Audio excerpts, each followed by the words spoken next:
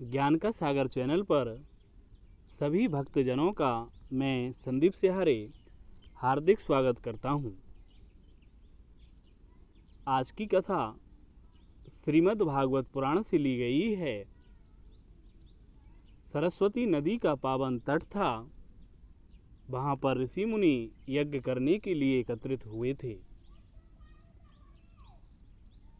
वहाँ सत्संग भी होने लगा। उनमें से कुछ मुनि विष्णु को बड़ा मानते थे, तो कुछ का मानना था कि ब्रह्मा जी सबसे बड़े हैं, और कुछ ऐसे भी थे जो भगवान शंकर को सबसे बड़ा मानते थे। अतः उनमें विवाद होना स्वाभाविक था। तब उन सभी ऋषि मुनियों ने मिलकर ब्रह्मा जी के पुत्र भृगु से कहा कि आप ब्रह्मा जी, विष्णु भगवान और शंकर जी की परीक्षा लेकर आइए, और वहाँ आपको जो भी अनुभव हो वह सब हमें बताइए। तब हम निश्चय करेंगे कि वास्तव में कौन इनमें बड़ा है। भृगु ऋषि सबसे पहले ब्रह्मलोक में गए।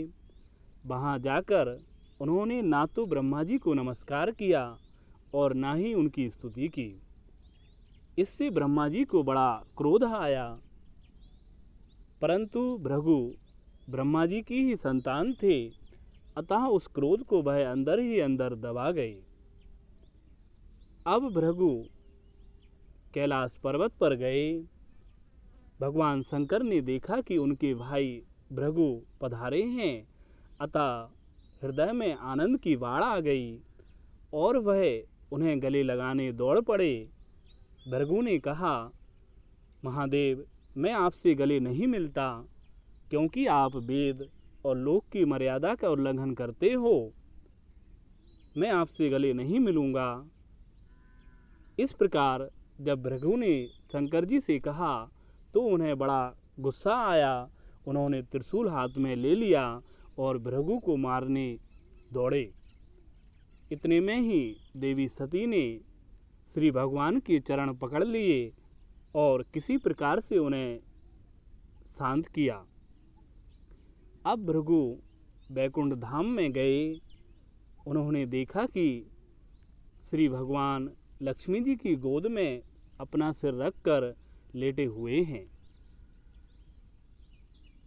तब भृगु ने उनकी छाती में कसकर लात जमा दी।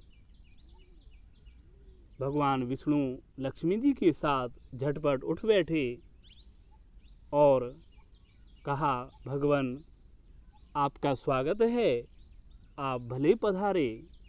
नाथ, मुझे आपके आने का पता नहीं था, इसलिए मैं आपकी सेवा नहीं कर सका।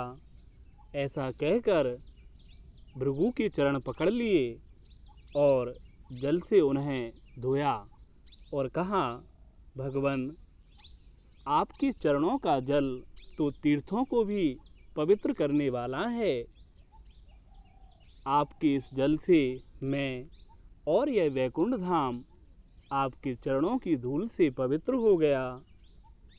इस प्रकार जब विष्णु ने भृगु ऋषि से कहा तो उनका हृदय गदगद हो गया, गला भर आया और नेत्रों से आंसू बहने लगे।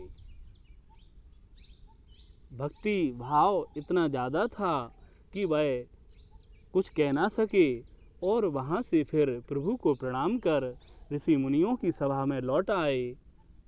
वहाँ उन्होंने जो भी अनुभव किया सब उन्हें बताया।